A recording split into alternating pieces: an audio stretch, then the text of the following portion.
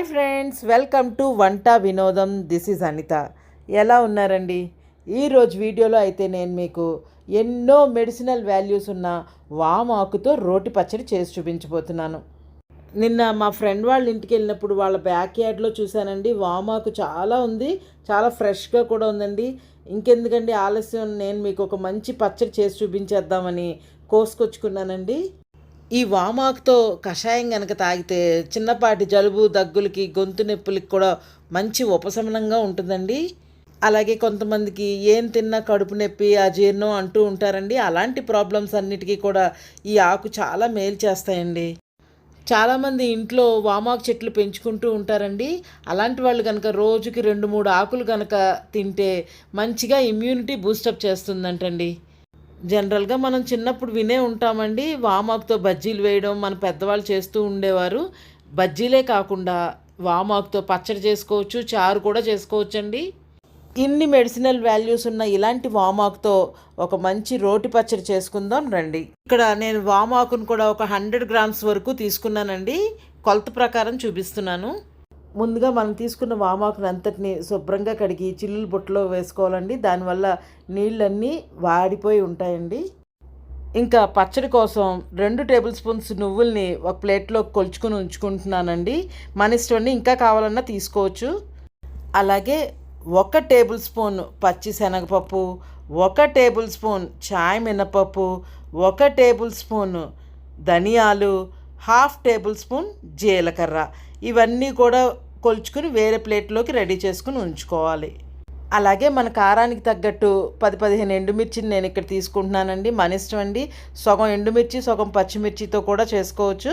నేను ఇక్కడ పూర్తిగా ఎండుమిర్చితో తీసుకుంటున్నాను. ముందుగా ప్యాన్ని పెట్టి మనం తీసుకున్న నువ్వుపప్పుని దోరగా వేగించి వేరే ప్లేట్లోకి తీసుకుని చల్లార్చుకుని ఉంచుకోవాలి. నువ్వుపప్పు వాడటం ఎక్కువ ఇష్టం లేని వాళ్ళు పల్లీలు కూడా రీప్లేస్ చేసుకోవచ్చండి.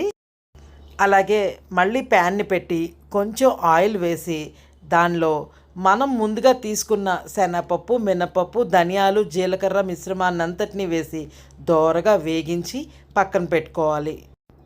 వెంటనే అదే ప్యాన్లో ఇంకొంచెం ఆయిల్ వేసి మనం తీసుకున్న ఎండుమిర్చి ముక్కలన్నిటినీ వేసి దోరగా వేగించి అవి కూడా పక్కన పెట్టుకుని అన్ని దినుసుల్ని చల్లారే వరకు వెయిట్ చేయాలి. ఎండుమిర్చి అంతటినీ బయటికి తీసేశాక అదే ఆయిల్లో మనం ముందుగా రెడీ చేసి ఉంచిన వామాకు అంతటినీ వేసి కొంచెం సేపు వేగించుకోవాలి. వామాకు చాలా సాఫ్ట్గా ఉంటుందండి. ఇలా వేడి తగలగానే అలా మగ్గిపోతుంది. ఎక్కువసేపు అయితే ఏం అవసరం లేదండి. ఆ గ్రీన్నెస్ పోకుండా ఒక్క 2 మినిట్స్ వేపితే సరిపోతుంది. పొయ్యి కట్టేస్తే అదే వేడికి ఇంకేమైనా పచ్చితనం ఉన్నా మగ్గిపోతుంది. ఈ పచ్చడికి నూనె కూడా ఎక్కువేమీ అవసరం లేదండి. వామాకు పొయ్యి కట్టేసి తగినంత, అంటే ఇక్కడ నేను చిన్న సైజు నిమ్మకాయ అంత చింతపండును తీసుకుని కడిగి శుభ్రం చేసి ఈ వేడిగా ఉన్న వామాకులోనే వేసేస్తే ఆ వేడికి చింతపండు కూడా మగ్గిపోతుంది. మనం వేయించిన దినుసులన్నీ పూర్తిగా చల్లారిన తర్వాత ముందుగా వేయించిన శనగపప్పు మిశ్రమాన్నంతటినీ కొంచెం ఉప్పు వేసి దంచుకోవాలి. ఇలా ఈ మాత్రం నలిగిన తర్వాత వేయించిన మిరపకాయలు కూడా వేసి ఒక 2-3 మినిట్స్ దంచుకోవాలి.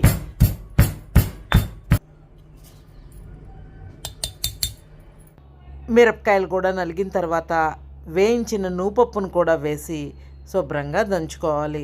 తర్వాత ఈ పచ్చడికి తగినన్ని, అంటే ఒక 7-8 వెల్లుల్లి రెబ్బలను వేసి దంచుకుంటూ నలిగిన తర్వాత మనం ముందుగా వాడ్చి ఉంచిన వామాకు చింతపండు మిశ్రమాన్ని కూడా వేసి దంచుకోవాలి. ఇలా దంచిన పచ్చట్లో ఒక్కొక్కళ్ళు తాలింపు వేసుకుంటారండి, ఒక్కొక్కళ్ళు వెయ్యరు. నేనైతే ఇవాళ తాలింపు వెయ్యట్లేదు. ఇలా నలిగిన దాంట్లో ఒక పచ్చి ఉల్లిపాయను కూడా వేసి దంచుకుంటే వామాకు పచ్చడి రెడీ అయిపోతుంది. ఉల్లిపాయ కచ్చా పచ్చాగా ఉండేటట్లు చూసుకోవాలి. ఇలా రోట్లో ఉల్లిపాయ వేసి నూరడం ఇష్టం లేని వాళ్ళు ఉల్లిపాయ ముక్కలుగా తరుక్కుని పచ్చడంతా తయారైన తర్వాత కూడా వేసి కలుపుకోవచ్చు. అంతేనండి, ఎన్నో సుగుణాలు గల ఇలాంటి వామాకు పచ్చడి మీరు కూడా తప్పకుండా ఒక్కసారైనా సరే ట్రై చేయండి. ట్రై చేసి మీకు ఎలా వచ్చిందో నాకు కామెంట్స్లో తప్పకుండా తెలియచేయండి. జనరల్గా పెరటి చెట్టు వైద్యానికి పనికిరాదు అనే సామెత ఉంది. కానీ ఆ సామెత ఎక్కడ వర్తించదు. ఈ పచ్చడి అయితే చాలా రుచిగా, కమ్మగా, కారంగా, నోటికి పుల్ల పుల్లగా, ఘాటు ఘాటుగా భలే ఉందండి. ఇప్పటికైనా పెరటి చెట్టులో ఉన్న వైద్యాన్ని గుర్తించి ఇలా పచ్చడి నూరుకుని అలా నెయ్యి బొట్టు తగిలించి అన్నంలో కలుపుకుని తింటే ఆహా, అమృతమే కదా. చిన్నపాటి గొంతు సమస్యలన్నీ తీరిపోయి నోటికి మంచి రీఫ్రెషనర్ అని చెప్పచ్చు. ఎలా ఉందండి నా ఈ వీడియో? మీకు నచ్చిందా? నచ్చితే please like, share and subscribe. మరొక మంచి వీడియోతో మీ ముందుంటాను. Thank you so much.